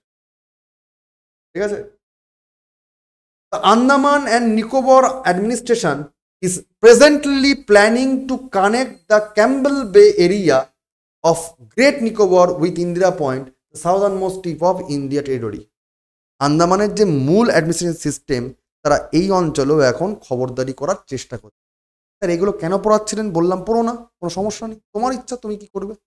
কেন পড়ছি এবার বুঝতে পারছো? কারণ তোমার যদি পোস্টিং হয়ে থাকে কোনো একটা উপকূলবর্তী এলাকায়, ধরো তুমি কাকদ্বীপের ভিডিও হলে বা কোনো একটা অঞ্চলে তুমি ভিডিও হলে, এবার সেখানে ম্যানগ্রোভ লাগানো উচিত নাকি ল অ্যান্ড অর্ডার মেনটেন করে চোরা বালির যে ভেরিগুলো কিংবা তোমার চিংড়ি চাষের যে ভেরিগুলো খনন করতে দেওয়া উচিত? তুমি ভিডিও হয়ে তুমি বুঝবে কি করা উচিত। অবশ্যই ল অ্যান্ড লয়ের যে বুক সেগুলোকে মেনটেন করে তোমার যা কাজ করা উচিত। তার জন্য তোমার কোনটা উচিত বুঝবে কি করে? ভূগোল, পরিবেশবিদ্যা, ল, কনস্টিটিউশন এগুলো ইমপ্লিমেন্ট করেই তো না তুমি বুঝতে পারবে। তুমি ম্যাচিওর একজন অ্যাডমিনিস্ট্রেটর হবে কি করে? এগুলো জানতে হবে না, কোথায় কি কাণ্ড হচ্ছে বা তার প্রভাব কি পড়েছে, সেগুলোর থেকে তোমাকে তো নলেজ নিতে হবে। এই জন্য তোমাকে যদি ভালো বিউরোক্রেট হতে হয় দেখতে জানতে হবে, কিছু করার নেই। The construction of approximately 56 kilometer long road from the 0 point Campbell Bay to Indira Point has been planned, and when this road will start functioning it will cater to all the tourists to the most sought after place, the southernmost tip of India, the Indira Point. এখানে সেটা রাস্তা বানানোর কাজ চলছে, কারণ যদি এই রাস্তা ঠিকঠাক করে যদি বেনে যায়, তৈরি হয়ে যায়, তাহলে এই অঞ্চলে ট্যুরিজম পর্যন্ত বৃদ্ধি পাবে। এই ট্যুরিজম বৃদ্ধি পেলে ইকোনমি জেনারেট হবে, মানুষজন আসবে, কারণ ভারতের দক্ষিণতম পয়েন্ট তাই টুরিস্টকেও আকৃষ্ট করা যাবে, আবার ওখানকার ডেভেলপমেন্টও হবে। কারণ ট্রান্সপোর্ট সিস্টেম ঠিকঠাক করে আসলে, ট্যুরিজম ঠিকঠাক করে আসলে সাধারণ মানুষের ইকোনমি জেনারেট করবে। যেমন তোমরা জানো দীঘার আশপাশ দিয়ে শুধু মন্দির বানাবার চক্করে হয়নি, তার আগে কিন্তু রাস্তাটা তৈরি হয়েছিল, কিছু মানুষের তো ইনকাম বেড়েছে, ইকোনমি তো জেনারেট হয়েছে। অর্থাৎ রাস্তা তৈরি হচ্ছে কোথায় কোথায় স্যার? 56 কিলোমিটার একটা রাস্তা, 56 লং একটা কিলোমিটার রাস্তা তৈরি হচ্ছে ক্যাম্বেল বের পাশ দিয়ে 0 পয়েন্ট থেকে, ঠিক আছে, ইন্দিরা পয়েন্টের দিকে। এটা প্ল্যান করা হয়েছে, ক্যাম্বেল বে টু ইন্দিরা পয়েন্ট একটা রাস্তা চলছে 0 পয়েন্ট, ক্লিয়ার? 56 কিলোমিটার রাস্তা তৈরি হচ্ছে। এগুলো আপডেট কারেন্ট অ্যাফেয়ার্স আমি ঢুকিয়ে দিয়েছি এখানে। এবার যদি চলে আসি আমরা ভারতবর্ষের পশ্চিমতম জায়গায়, উত্তর দক্ষিণ পড়ে ফেলেছি, এবার চলে আসি পশ্চিমতম পয়েন্ট, অর্থাৎ গুজরাট রিজিয়ান, থেকে আমরা বলছি গহিরমতি, গুহারমতি জায়গা, দেখতেই পাচ্ছ পশ্চিমতম পয়েন্টটা গুহারমাতাই বা গুহারমাতা বলা হয় এই জায়গাটা, গুজরাটের রিজিয়ান। তোমরা জানো এই যে গন্ডারের মতো যে হাঁ হয়ে রয়েছে বা সিংহ হয়ে রয়েছে জায়গাটা, তোমার হচ্ছে গালফ অফ কাচ, গালফ অফ কাচ, কচ্ছ উপকূল বা কচ্ছ রিজিয়ান, উপসাগর। এটা তোমার হচ্ছে গালফ অফ খাম্বাত, ঠিক আছে? তাহলে এই যে জায়গাটা গুহারমাতি is situated near নারায়ণ সরোবর। এইখানে নারায়ণ সরোবর বলে একটা লেক আছে, পরীক্ষায় কোশ্চেন দেয়, কাছ ডিস্ট্রিক্ট, সেখানে এই গুহারমতি জায়গাটা অবস্থিত। It is located near the Narayan Sarovar village, Narayan Sarovar নামে একটা গ্রামও আছে, অ্যান্ড দ্য কোটেশ্বর টেম্পল এখানে অবস্থিত। লোকেশন 23.63 মানে 635 ডিগ্রি নর্থ থেকে 68.5424 degree east, এটা তার location. The village comes under the administration of the Narayan Sarovar Panchayat, তার মানে গুহারমতি রিজিয়ানে পঞ্চায়েতি রাজ চলে, নারায়ণ সারোভার অ্যাডমিনিস্ট্রেশন সেখানে কাজ করে থাকে। এটা হচ্ছে the western portion of India, Gujarat region, Guharmota বা গুহারমতি, নারায়ণ সারোভার জায়গার সাথে মনে রাখতে হবে। ঠিক একই রকম ভাবে তুমি যদি ভারতের পূর্ব দিকে চলে যাও, দ্য ইস্টার্ন মোস্ট স্টেট হচ্ছে অরুণাচল প্রদেশ, এবং তার পূর্বতম যে পয়েন্টটা সেটা যে গ্রামে রয়েছে সেটা হচ্ছে আনজাও ডিস্ট্রিক্টে, আনজাও ডিস্ট্রিক্ট অরুণাচল প্রদেশ। তো পার্টিকুলার জায়গার নাম হচ্ছে কিবিথু। কিবিথি নামে যে গ্রাম সেটা হচ্ছে দক্ষিণতম পয়েন্ট, এবং এটাই মানে দক্ষিণতম বলছি সরি পূর্বতম পয়েন্ট ভারতবর্ষের আনজাও ডিস্ট্রিক্ট অরুণাচল প্রদেশ রাজ্যের। It is one of the eastern most permanently populated towns of India. সব থেকে জনবসতি রয়েছে পূর্বতম কোন জায়গা? এই আনজাও ডিস্ট্রিক্টে। এটাও এখানেও ল্যাক রয়েছে, তো লাইন অফ অ্যাকচুয়াল কন্ট্রোল রয়েছে, মানে ইন্ডিয়া চায়নার গল্প। এটা আবার এটা যেমন ইন্ডিয়া পাকিস্তানের গল্প হবে, আবার ইন্ডিয়া চায়নার গল্প হবে। It is nearly 70 kilometre north of district headquarter at Hawai, মানে এই আনজাও ডিস্ট্রিক্টের হেডকোয়ার্টার কি? হাওয়াই জায়গা। হাওয়াইটা হচ্ছে আনজাও ডিস্ট্রিক্টের হেডকোয়ার্টার। যেমন বিভিন্ন ডিস্ট্রিক্টের হেডকোয়ার্টার থাকে, এখনো পর্যন্ত নর্থ 24 PGS এর হেডকোয়ার্টার কোথায়? সদর দপ্তর কোথায়? বারাসাত। বীরভূমের সদর দপ্তর কোথায়? সিউড়ি। ঠিক একই রকমভাবে আনজাও ডিস্ট্রিক্ট হেডকোয়ার্টার কোথায়? হাওয়াই। এই হাওয়াই থেকে এই পার্টিকুলার কিবিথুর দূরত্ব হচ্ছে 70 kilometre. Nearly 15 kilometre south of India China LAC. এই ইন্ডিয়া চায়নার যে জায়গাটা বর্ডার রিজিয়ান তাকে বলা হয় কাহো, তার থেকে মাত্র 15 কিলোমিটার দূরত্বে রয়েছে। And 40 kilometre West of Diphu pass, এখানে একটা পাসও রয়েছে যার নাম হচ্ছে ডাইফার বা ডিফু পাস বলা হয়, যেটা ইন্ডিয়া চায়না মায়ানমারের ট্রাই জাংশন হবে। 3 দিকে যাওয়া যায়, ডিফু পাস দিয়ে 3 দিকেই যাওয়া যায়। Diphu pass India China Myanmar, তার থেকে 40 কিলোমিটার ওয়েস্টে। আর ল্যাক অর্থাৎ ইন্ডিয়া চায়নার যে অ্যাকচুয়াল কন্ট্রোল লাইন তার থেকে, যার নাম হচ্ছে তোমার কাহো, তার থেকে 15 কিলোমিটার দক্ষিণে রয়েছে। Lohit river enters India north of Kibithu at Kaho. এইগুলো পড়াচ্ছিলেন কেন? এই কারণে তোমরা পার্টিকুলার এই লোহিত রিভার নিয়ে পড়ো যখন ব্রহ্মপুত্র নদী পড়ানো হয়। তাকেই দেখো, আমি বলেছিলাম না প্রথমে ডেপথে ঢুকবো, কি করে ঢুকে যাচ্ছে তোমরা নিজেরা বুঝতে পারছো না। লোহিত যারা যারা পুরনো স্টুডেন্ট তারা কিন্তু মজা করবে যে স্যার কি বলছেন, কেন বলছেন, তো কেন পড়বো? হ্যাঁ সেখানে রয়েছে স্যার, লোহিত রিভারের গল্প আছে। আবার লোহিত রিভার এখানকার কানেক্টিং রিভার, একটা ইস্টার্ন মোস্ট টিউটারি সিস্টেম অফ ব্রহ্মপুত্র রিভার। সেই লোহিত রিভার এন্ট্রি নিচ্ছে ইন্ডিয়াতে, পার্টিকুলারলি এই কিবিথুর পাস দিয়ে। কোন জায়গা? এই কাহো যাকে বলছিলাম, এটা actually line of control. Nearest year connectivity is 20 kilometre, একে বলা হয় ওয়ারলাং ইয়ার স্ট্রিট। ওয়ারলাং বলে বা ওয়ালং বলার জায়গা আছে, এই ওয়ারলাংয়ে তোমার একটা ইয়ার ড্রপ করে, মানে এয়ারপোর্ট রয়েছে, ছোটখাটো এয়ারপোর্ট। ইট ইজ কনসিডার্ড ইন্ডিয়ার ফার্স্ট ভিলেজ। ভারতের পূর্ব দিককার প্রথম গ্রামের নাম হচ্ছে কিবিথু। ঠিক আছে, ভারতের পূর্ব দিককার প্রথম গ্রামের নাম হচ্ছে কিবিথু, ধরে নেওয়া হয়। তো ভারতের পূর্বতম এবং পশ্চিমতম পরিয়ে দেওয়া হলো, ভারতের উত্তরতম দক্ষিণতম পরিয়ে দেওয়া হয়েছে। তাহলে কি পড়লাম এতক্ষণে? ফটাফট ডিভিশন দিয়ে নি। উত্তরতম পয়েন্টের নাম ইন্দিরা কোল, দক্ষিণতম পয়েন্টের নাম ইন্দিরা পয়েন্ট। যদি মূল ম্যাপে চলে আসি সেটা হবে কন্যাকুমারী। যদি স্যার পূর্বতম পয়েন্টের নাম বলা হয় তাহলে কিবিথু, যদি পশ্চিমতম পয়েন্টের নাম বলা হয় তাহলে গুহারমতি, গুজরাট। ঠিক এইগুলোই স্যার আমরা এক শটে পড়ে নিয়েছিলাম, ইন শটে পড়ে নিয়েছিলাম। এটা রিভিশন নোট তোমাদের, তাকে দেখো তোমাদের রিভিশন নোট দিয়ে দিয়েছি।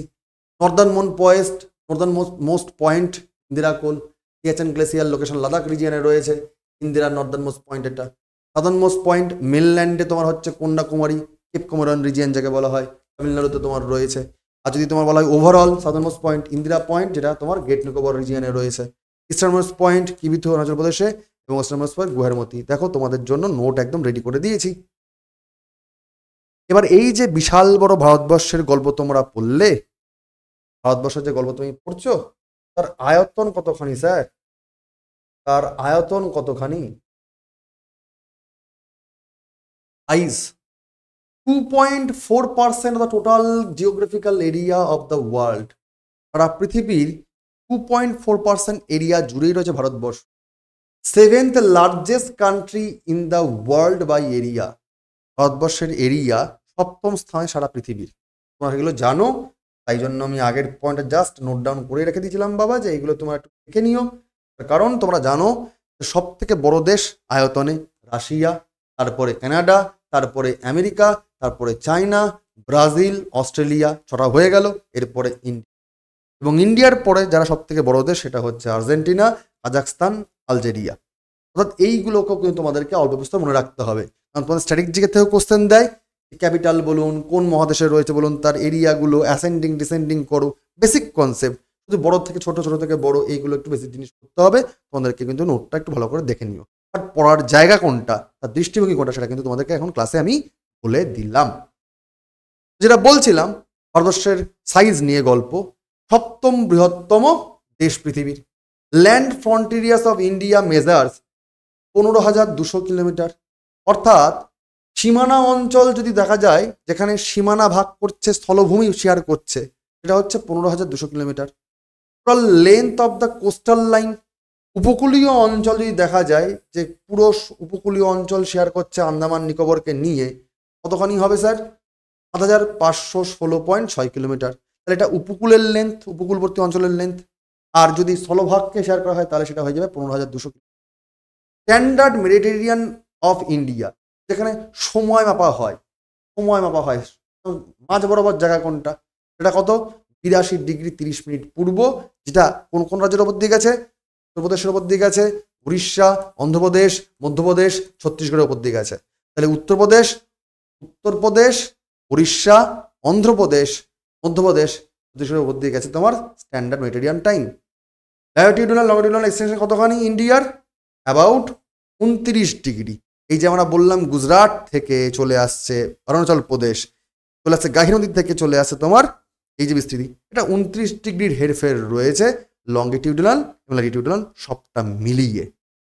29° মানে বুঝতে পারছো, ওই গড়ে পথটাই 111 কিলোমিটার। 29 দিয়ে 111 কিলোমিটার করে গোলমাল করো, গুণ করে দিলেই বুঝতে পারবে কত বড় আমাদের দেশ। অর্থাৎ সারা পৃথিবীর প্রায় 2.4% এরিয়া কভার করছে ইন্ডিয়া, যা সপ্তম স্থানে রয়েছে।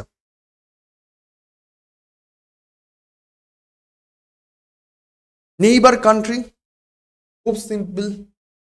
একদিকে স্যার আমাদের গ্রেট আপদ রয়েছে পাকিস্তান, আরেকদিকে গ্রেট গ্রেট আরেকটা আপদ চায়না, একদিকে স্যার বাংলাদেশ, একদিকে স্যার নেপাল, একদিকে স্যার মায়ানমার, ছোট্ট করে সেখানে উকি মারছে ভুটান। ঠিক আছে, এই রিজিয়নগুলো আমাদের নেইবার কান্ট্রি। যদি দেখা যায় যেখানে ডিসপুট, সে যদি ডিসপুটটা না মানতাম তাহলে হবে আফগানিস্তানটা আমাদের একটা নেইবার কান্ট্রি। তাহলে মাত্র 106 কিলোমিটার এরিয়া, এটা ইন্ডিয়া আফগানিস্তানের বর্ডার শেয়ার করছে। পুরো জায়গাটা হচ্ছে ইন্ডিয়া পাকিস্তান শেয়ার। পার্টিকুলার এই যে জায়গাটা, সেটা হচ্ছে ইন্ডিয়া চায়না, চায়না আছে। চায়না যদি দেখতে চাও একরকম ভাবে, চায়নার সাথে বর্ডার শেয়ার করছে লাদাখ রিজিয়ন, জম্মু কাশ্মীর রিজিয়ন, হিমাচল প্রদেশ, উত্তরাখণ্ড চায়নার সাথে বর্ডার শেয়ার করছে, সিকিম বর্ডার শেয়ার করছে, অরুণাচল প্রদেশ বর্ডার শেয়ার করছে চায়নার সঙ্গে। তাহলে ইন্ডিয়ার সঙ্গে চায়না বর্ডার শেয়ার করছে অনেকখানি। কতখানি স্যার? 3,488 কিলোমিটার। সব থেকে বেশি বর্ডার শেয়ার করছে যদি উত্তর দিকে দেখা যায়। এছাড়াও সব থেকে বেশি বর্ডার যদি শেয়ার করা বলা হয়, তখন চলে আসে স্যার অ্যাকচুয়ালি বাংলাদেশ, কারণ অনেকগুলো রাজ্যের সাথে বর্ডার শেয়ার করা আছে। একে তো পশ্চিমবঙ্গের আশপাশ দিয়ে রয়েছেই, এছাড়া মেঘালয়া, ত্রিপুরা, মিজোরামের একটা বড় সড়ো অংশ করে দিচ্ছে, আসামের কানেকশন করে দিচ্ছে। ঠিক আছে, সবটা মিলিয়ে 4,096.7 কিলোমিটার এরিয়া করছে বাংলাদেশ। সব থেকে বেশি যদি বলা হয় বর্ডার শেয়ার করছে কোন পড়শি দেশ, তাহলে বাংলাদেশ। তারপরেই চলে আসে চায়না। তাহলে বাংলাদেশ নাম্বার 1 বর্ডার শেয়ার করছে, চায়না 2 নম্বরে রয়েছে বর্ডার শেয়ার করছে, 3 নম্বরে চলে আসে স্যার পাকিস্তান। 3,323 কিলোমিটার, 3 নম্বর স্থানে। এরপরে চলে আসবে স্যার কে? এরপরে তোমার চলে আসবে নেপাল, উত্তরাখণ্ড, উত্তরপ্রদেশ আর প্রায় 1751 কিলোমিটার শেয়ার করছে বর্ডার। 4 নম্বরে নেপাল। 5 নম্বরে স্যার কে হবে? মায়ানমার, অরুণাচল প্রদেশ, নাগাল্যান্ড, মণিপুর, মিজোরাম দিয়ে অনেকখানি জায়গা 5 নম্বর স্থানে রয়েছে, 1643 কিলোমিটার বর্ডার শেয়ার করছে। তারপরে স্যার ভুটান, 699 কিলোমিটার 7 নম্বর পজিশনে। তারপরে ছোট্ট করে যদি ধরে নেওয়া হয়, ডিসপুট না মানা হয়, তাহলে কিন্তু Afghanistan. This is the neighbour country. ঠিক আছে, তিব্বতকে বলা হতো আগে, কিন্তু যেহেতু চায়না এখন তিব্বতকে ক্যাপচার করে রেখে দিই, তাই তিব্বতকে আলাদা করে বলা হয় না। ঠিক আছে, তাহলে উত্তর পশ্চিমে বা পশ্চিম দিকে পাকিস্তান আফগানিস্তান রয়েছে, উত্তর দিকে চায়না নেপাল ভুটান রয়েছে, পূর্ব দিকে বাংলাদেশ মায়ানমার রয়েছে, এবং এছাড়াও জলভাগ করছে যে জায়গাগুলো, সেটা হচ্ছে এইদিকে শ্রীলঙ্কা আর এইদিকে তলার দিকে মালদ্বীপ। শ্রীলঙ্কা মালদ্বীপ সাইডের দিকে এটা কিন্তু এটাও টাচ করে নেই, বাট জলভাগ শেয়ার হচ্ছে। তোমার হচ্ছে শ্রীলঙ্কা মালদ্বীপ, এটাও এক ধরনের কান্ট্রি। তোমাদের জন্য দুখানা কোশ্চেন রইল আজকের এই পুরো সেশন থেকে। তোমরা কমেন্টে পুরো ক্লাসটা করার পরে কিন্তু এই যদি ঠিকঠাক করে দেখে থাকো, ক্লাসের মধ্যে কিন্তু আমি অ্যান্সার বলেছিলাম। দুখানা কোশ্চেন। প্রথম question, latitudinal and longitudinal extent of India. ইন্ডিয়ার অক্ষাংশ কত এবং দ্রাঘিমাংশ কত, বিস্তৃতি কতখানি? 4টে অপশনের মধ্যে কোনটা হবে? অ্যান্সার কমেন্টে জানাবে। Question number 1। Question number 2, India shares it's land boundaries with dash country. কতগুলো দেশের সাথে ইন্ডিয়া স্থলভাগে বর্ডার শেয়ার করছে? এটাও তোমরা কিন্তু অপশন অ্যান্সার করো কমেন্টে, প্রশ্নের দাও। এবং আর কি কি করতে পারলে ভালো লাগছে তা তোমাদের নোটগুলো কিন্তু অবশ্যই টেলিগ্রামে নিয়ে নিও। তবে অবশ্যই আবার কথাটা বলছি মন দিয়ে, দেখতেই পাচ্ছ এই ধরনের ডিটেল পড়াশোনা তো লোকে পেট বেঁচেও পায় না। তো একটা কথাই বলছি, এখানে কিন্তু হাটকা আলোচনাই করবো বাবা। তো লেগে থাকো, তোমাদের জন্য এত খাটাখাটনি করছি। তোমাদের আর কি করতে পারলে ভালো হয় তোমরা জানাও। অবশ্যই প্রপার ডাব্লিউবিসি এক্সপিরিয়েন্স হও। তোমার যদি কোনো বন্ধু হয় বা তোমার বাড়ির লোক হয়, শেয়ার করে দিও। আজকে অবধি থাকলো, পরের দিন দেখা হবে পরের ক্লাস নিয়ে। Best of luck and thank you.